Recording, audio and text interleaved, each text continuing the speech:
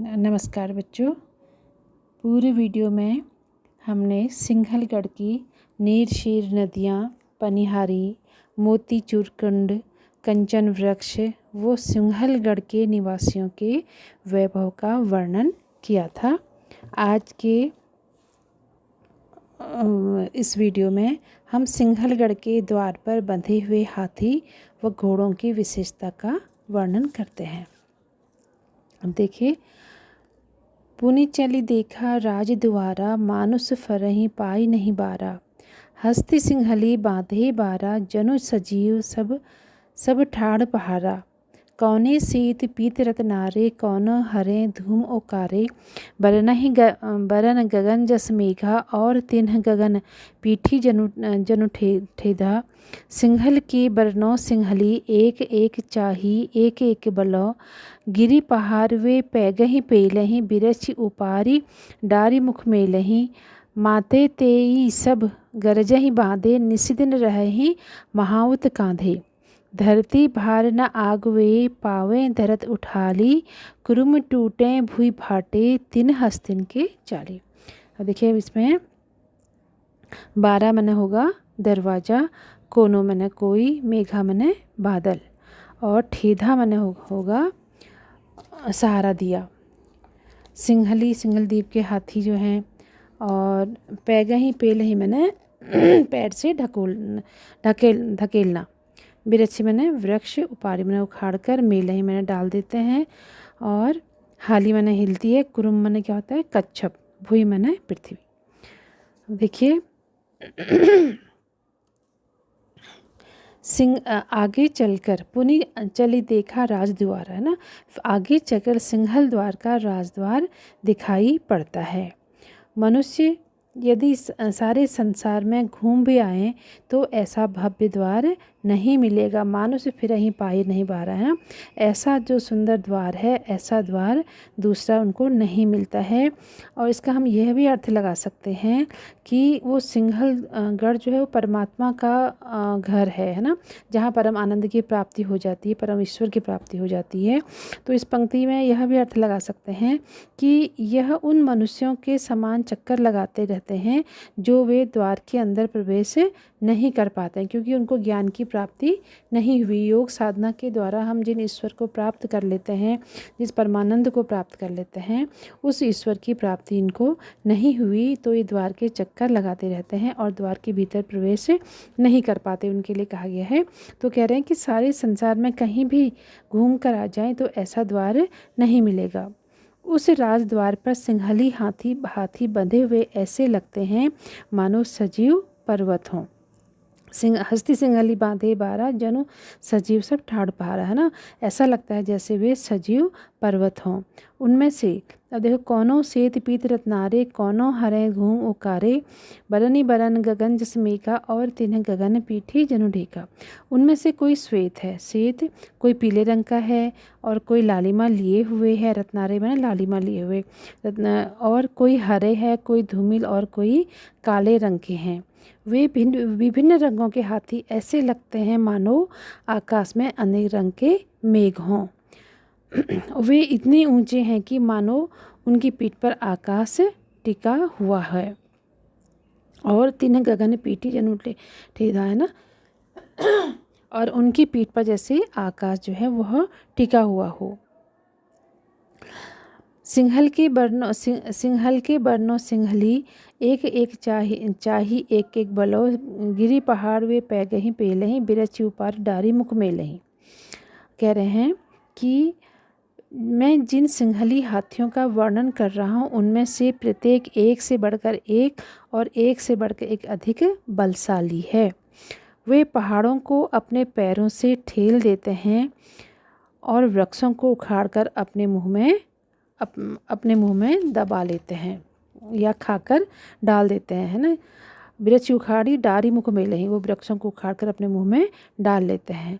माते ते सब गरजहि बांधे, निश्चित रहहि महामुत बांधे। तो कह रहे हैं वे मदमस्त हाथी राजद्वार पर बंधकर गर्जना कर रहे हैं, और उनको वश में रखने के लिए महावत सदैव उनके कंधे पर बैठे रहते हैं, अर्थात रात दिन उनके कंधे पर बैठे रहते हैं। निसी दिन मैंने रात दिन रहे ही महाउद कांधे, माते तेई सब गरज ही बादे। वे मदमस्त हाथी जो है वो गरजते रहते हैं, राजद्वार पर बंधे हुए गरजते रहते हैं, और महावत जो है उनको अपने नियंत्रण में करने के लिए, बस में करने के लिए उनके कंधे पर रात दिन बैठे रहते हैं।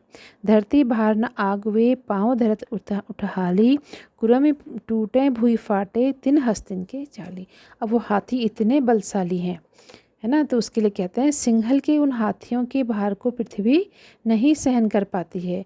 उनके पैर उठने पर वह कांपने लगती है, और उनके चलने की धमक से कच्छप की पीठ टूट जाती है और पृथ्वी धंस जाती है ना। कहा जाता है कि यह पृथ्वी जो है कछुए की पीठ पर टिकी है, तो इसलिए वो हाथी इतने अधिक बलशाली हैं, उसके भार को पृथ्वी सहन नहीं कर पा रही है, और उनके पैर को उठाते ही वो हिलने लगती है, और उनके चलने पर कुएं की जो कछुए की पीठ है वह टूटने लगती है और पृथ्वी फटने लगती है।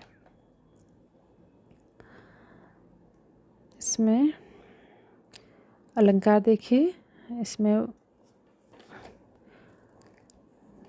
यहाँ पर हाथियों की समानता मेघों से होने के कारण उपमा अलंकार है। उत्प्रेक्षा अलंकार है, हाथियों की ऊंचाई का वर्णन किया गया है ना, उनकी पीठ पर गगन टिका हुआ है, तो ये संभावना की गई है, तो यहाँ पर उत्प्रेक्षा अलंकार आता है, वस्तु उत्प्रेक्षा अलंकार आएगा। और इसमें जो ये दोहा है, इस दोहे में हम इसमें अतिशयोक्तिपूर्ण अलंकार पाते हैं। और हाथियों में सजीव पहाड़ की संभावना में भी वस्तु उत्प्रेक्षा अलंकार है। आगे देखिए, अब आपने तो अभी तो यहाँ पर हमने हाथियों का वर्णन पढ़ा, अब हम अगले में पढ़ते हैं घोड़ों का वर्णन। वहाँ पर जो राजद्वार के पर बंधे हुए सुंदर घोड़े हैं, उनका बहुत ही सुंदर कवि ने वर्णन किया है। राजद्वार जैसे राजद्वार है, इसमें कुछ भौर हासुल कुमैत, जो कुमैत भी एक इनकी किस्म है। इसका रंग मेहंदी के समान होता है, और 4 पैर कुछ कालापन लिए हुए होते हैं। भौर मुस्की भ्रमर के समान काले रंग के हैं। गियाह घोड़े, इनका रंग ताड़ के फल के समान होता है। हरिया होता है, सब्जा घोड़ा होता है, और एक लाखोरी रंग का घोड़ा होता है जो लाख के समान रंग वाला होता है।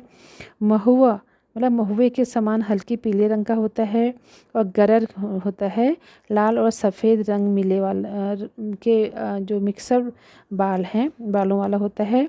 कोकाहा जो सफ़ेद रंग का होता है। बुलाह जिसकी गर्दन और पूंछ के बाल पीले होते हैं। तीख मने तुषार देश के घोड़े होते हैं। चाण मने प्रचंड बली, बाँक मने सुंदर होते हैं, और सचरही मने चलते हैं।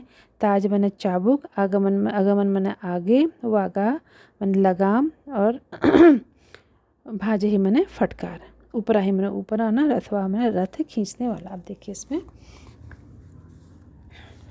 पुनि बांधे रजबार तुरंगा, का बरनौ जस उनके रंगा। लील संबंध चाल जस जग जाने, हासुल भौर गियाह बखाने। हरे कुरंग महुआ बहु भांति, गरर को काह बुलाहु सो पांति। तीख तुखार चाण और बाके, सच हरि पौरी ताज बिन हाके। मनते अगमन डोलहि बागा, लेत उसास गगन सिर लागा। पौन समान समुद्र धर धाबहि, बूढ़ न पाँव पार होई आवहि। थिर न रहहि रिस लोह चबाहि, भांजहि पूंछ शीस उपराहि। अस तुषार सब देखे, जनु मन के रथवाह। नैन पलक पहुँचावहि, जहाँ पहुँचा जोई चाह। वो देखिए, सिंहल के राजद्वार पर हाथियों के पश्चात घोड़े बंधे हुए हैं, उनके रंगों का क्या वर्णन किया जाए, है ना। बुनी बांधे रजबार तुरंगा, का बरनौ जस उनके रंगों का क्या वर्णन करें। वे बहुत ही सुंदर रंग वाले हैं। कोई नीले रंग का है, लील संबंध चाल जब जाने, हासुल भौर गियाह बखाने, है ना। कोई नीले रंग का है और कोई बादामी रंग का है, जिसकी चाल सारे संसार में प्रसिद्ध है। चाल जग जाने, जिसकी चाल जो है सारे संसार में प्रसिद्ध है। हासुल भौर गियाह बखाने, कोई कुवैती है, कोई हिनाई है, कोई मुस्की, और कोई गियाह रंग का घोड़ा यहाँ पर है। और ताड़ के जो फल होते हैं उनके पक्के पक्के फलों के रंग का है।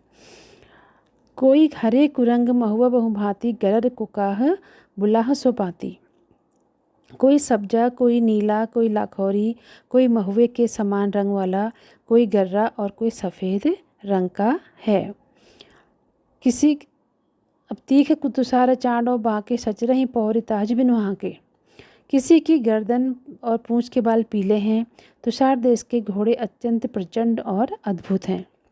तीख तुषार चांडो बाके सचहरी पौरी ताज बिन वहाँ के। वह कह रहे हैं तुषार देश के जो घोड़े हैं बड़े ही प्रचंड और अद्भुत हैं। वे बिना कोड़े के हाके ही ड्योढ़ी में प्रवेश कर जाते सचहरी ड्योढ़ी में प्रवेश कर जाते हैं। मनते आगमन डोलहि बागा लेत उसास गगन सिरलावा।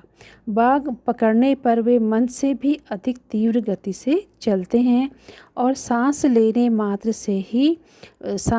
मात्र का जो समय होता है उसमें वह आकाश तक पहुंच जाते हैं। अर्थात वो इतनी तीव्र गति वाले हैं, है ना, मन से भी अधिक तेज गति से चलने वाले हैं। और जितना सांस लेने में समय लगता है उतने समय में तो वे आकाश तक पहुंच जाते हैं। तो अतिशयोक्तिपूर्ण यहाँ पर वर्णन है। पौन समान समुद्र धाबहि बूढ़ न पाऊँ पार होया। और वे पौन माने वायु के समान वे तीव्र गति से समुद्र पर दौड़ जाते हैं। ऐसा करते हुए उनके पैर पानी में नहीं भीग पाते और वे समुद्र को पार कर जाते हैं, है ना। बूढ़ न पाओ ना, डूबते नहीं, उनके पैर जो हैं वह उसमें डूबते नहीं बल्कि वो ऊपर तैर जाते हैं और वे उनके पैर भीग भी नहीं पाते हैं और वे समुद्र को पार कर जाते हैं।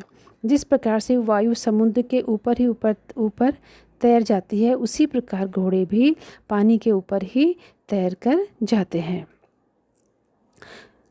थिर न रही रिस लोह चबाही भाजे पूंछ शीश उपराही। वे एक स्थान पर स्थिर नहीं रह सकते। थिर माने स्थिर, एक स्थान पर स्थिर नहीं रहते और क्रोध में भरकर घोड़े की जो लगाम होती है उसी को चबाते रहते हैं। वे शीश के ऊपर अपनी पूंछ को फिरा रहे हैं। वो क्रोध में रहते हैं और उनमें इतनी ताकत है कि वे रिस में ना गुस्सा, क्रोध में ना अपने लोहे की जो लगाम होती है उस लगाम को चबाने लगते हैं। और भांजे ही पूंछ रिस ऊपर हैं और उनकी पूंछ जो है वह शीश के ऊपर फिरा रहे हैं। अस तुषार सब देखे जन मनु के रथवाह नैन पलक पहुँचा वहीं जहाँ पहुँचा तो चाह। कह रहे हैं तुषार देश के सारे घोड़े ऐसे हैं मानो मन ही के घोड़े हों। जिस प्रकार से मन जो है वो अत्यंत तीव्र गति से दौड़ने वाला होता है, अत्यंत वेग वाला होता है, सबसे अधिक वेग वाला मन ही होता है। तो कह रहे हैं वो उसके समान तीव्र गति से दौड़ने वाले घोड़े हैं।